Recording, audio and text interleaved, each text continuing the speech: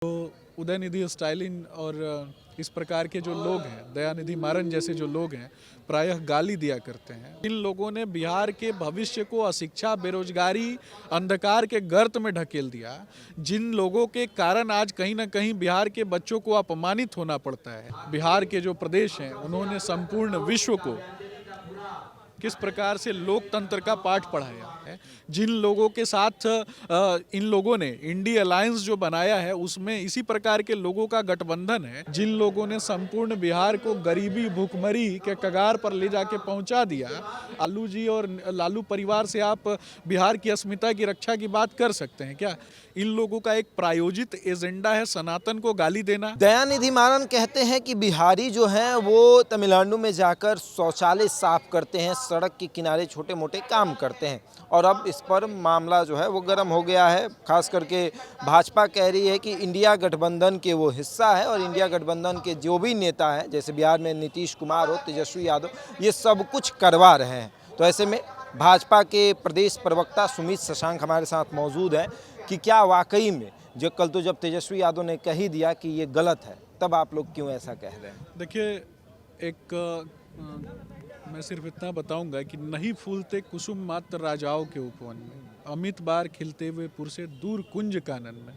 तो कहीं ना कहीं ये समझने की बात है कि आज बिहार, जिस बिहार को बैठ करके और उत्तर प्रदेश और हिंदी भाषी लोगों को जो उदयनिधि स्टालिन और इस प्रकार के जो लोग हैं, दयानिधि मारन जैसे जो लोग हैं, प्रायः गाली दिया करते हैं, उन्हें समझने की आवश्यकता है कि जब जनपद काल का ज्ञान शायद उन्हें नहीं है, और उन्हें देखना चाहिए कि किस प्रकार से मगध, अंग और हमारे जो बिहार के जो प्रदेश हैं, उन्होंने संपूर्ण विश्व को किस प्रकार से लोकतंत्र का पाठ पढ़ाया, ये भी देखने की आवश्यकता है। आज बिहार को प्रायोजित तरीके से अशिक्षा, बेरोजगारी, भूखमरी, हत्या, अपहरण, लूट, बलात्कार, भू माफिया, बालू माफिया, जमीन माफिया और शराब माफिया के गर्त में अगर किसी ने पहुंचाया है, तो किसकी सरकार है? जंगल राज पार्ट 1 और जंगल राज पार्ट 2 में जो लोग इन चीज़ों के लिए जिम्मेदार रहे, जिन लोगों ने संपूर्ण बिहार को अशिक्षा के भाव से ग्रसित कर दिया, जिन लोगों ने संपूर्ण बिहार को गरीबी, भूखमरी के कगार पर ले जाके पहुंचा दिया, आज जिस प्रकार से बिहार में मानव तस्करी बढ़ी हुई है, आज बिहार में जिस प्रकार से बिहार के बच्चों के भविष्य को कुचला जा रहा है, इसके लिए जो लोग जिम्मेदार हैं, क्या वो देश की जो आम जनता है और हिंदी भाषा को मानने वाले जो लोग हैं, उनके हितों के लिए क्या कभी कोई बात कर सकता है क्या? लालू जी और लालू परिवार से आप बिहार की अस्मिता की रक्षा की बात कर सकते हैं क्या? ये लोग हमेशा से बिहार को अपमानित कराने का इन लोगों ने कार्य किया।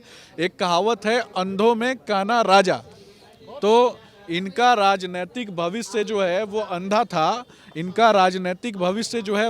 था, तो इनको ये बातें पता थी, इसीलिए इन्होंने जानबूझकर बिहार के भविष्य को अशिक्षा से के भाव से ग्रसित कर दिया। और एक कहावत है, अंधों में काना राजा, उस कहावत को चरितार्थ करने का कार्य किया। और इसी प्रकार के लोगों से क्या हम भारतीय एकता, अखंडता की रक्षा की उम्मीद कर सकते हैं क्या? तेजस्वी ने तो कल कहा कि ये बहुत गलत है, अगर ऐसा उन्होंने कहा है तो उनको माफी। देखिए, शायद आपने मेरा उत्तर नहीं समझा। ये समझने की बात है कि जिन लोगों ने बिहार के भविष्य को अशिक्षा, बेरोजगारी, अंधकार के गर्त में ढकेल दिया, जिन लोगों के कारण आज कहीं ना कहीं बिहार के बच्चों को अपमानित होना पड़ता है, जिन लोगों के साथ इन लोगों ने इंडी अलायंस जो बनाया है, उसमें इसी प्रकार के लोगों का गठबंधन है। इन लोगों का एक प्रायोजित एजेंडा है सनातन को गाली देना, इन लोगों का प्रायोजित एजेंडा है उत्तर भारतीयों को गाली देना, इन लोगों का एक प्रायोजित एजेंडा है कि सनातन सभ्यता, संस्कृति से जुड़े हुए जो लोग हैं और जिन क्षेत्र में,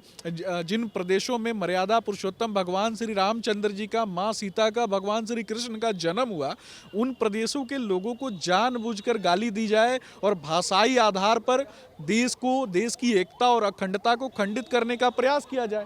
यही इस प्रकार के लोगों का प्रायोजित एजेंडा है। लेकिन भारतीय जनता पार्टी के नेता, भारतीय जनता पार्टी के कार्यकर्ता और हम भारतीय जनता पार्टी के संस्कार, विचारों में विश्वास रखने वाले लोग विविधता में बसे हुए भारतवर्ष की बात करते हैं, जहां अगर उत्तर भारत में बैठा हुआ कोई व्यक्ति दक्षिण भारत के किसी व्यक्ति के विषय में अपशब्द कहता है तो उसका भी खंडन भारतीय जनता पार्टी के नेता के रूप में मैं करता हूं और भारत की आम जनता होने के नाते मैं करता हूं। परंतु दक्षिण भारत से आने वाले लोगों का भी सम्मान हम करते हैं और उत्तर भारत के लोगों का भी सम्मान करते हैं। लेकिन दक्षिण भारत में रहने वाले जो लोग हैं वो किस हद तक दयानिधि मारन जैसे लोगों की बातों से संतुष्ट होते हैं, ये भी देखने की बात है। ये कहीं ना कहीं प्रायोजित एजेंडा चलाने वाले लोग हैं। ये एजेंडा इन्होंने तय किया है कि दक्षिण भारत के लोगों को और उत्तर भारत के लोगों को लड़ाने की जो इनकी जो मानसिकता है उसमें ये लोग कभी भी सफल नहीं हो पाएंगे। विविधता में बसा हुआ भारत, अनेकता के रंगों में बसा हुआ भारत, एकजुटता के धागों में पिरोया हुआ भारत भारतीय जनता पार्टी के नेतृत्व में आगे बढ़ेगा। चलिए बिल्कुल। तो देखिए दयानिधि मारन ने जो कहा उस पर भाजपा प्रवक्ता ने क्या कहा आपने सुना। बहरहाल इस खबर में इतना ही। बने रहे हमारे साथ और देखते रहे द बिहारी टॉप।